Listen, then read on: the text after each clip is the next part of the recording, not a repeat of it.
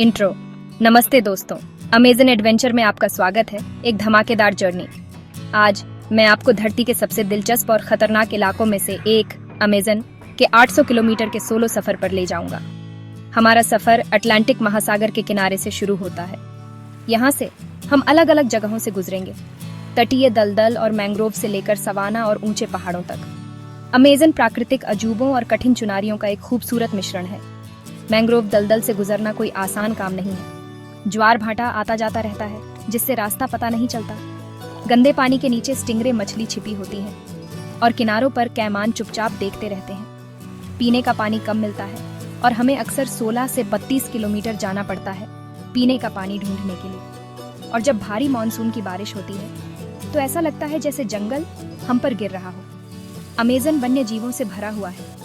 मुझे एक एनाकोंडा झाड़ियों से रेंगता हुआ दिखाई देता है, जो लगातार खतरे की याद दिलाता है। जंगली सुअर, जिन्हें पेकेरीज कहा जाता है, हमारे भोजन का एक जरूरी स्रोत बन जाते हैं, जो हमारी समझदारी दिखाते हैं। अमेजन में जिंदा रहने के लिए तेज दिमाग और बदलते हालात में ढलने की जरूरत होती है। मेरे हाथ में एक बॉटफ्लाई का लार्वा घुस जाता है और मैं उसे ठीक करने के लिए बोकानी के पत्तों से बनी एक प्राकृतिक दवाई लगाता हूँ। जब खाना कम होता है तो मैंग्रोव का फल हमें खाना देता है।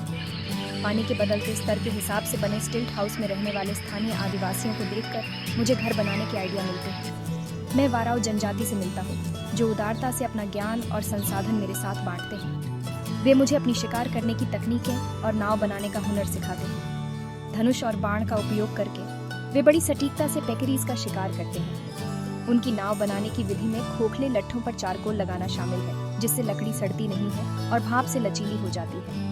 सबसे दिलचस्प अनुभवों में से एक अफ्रीकी मधुमक्खी के छत्ते से शहद निकालने में भाग लेना है।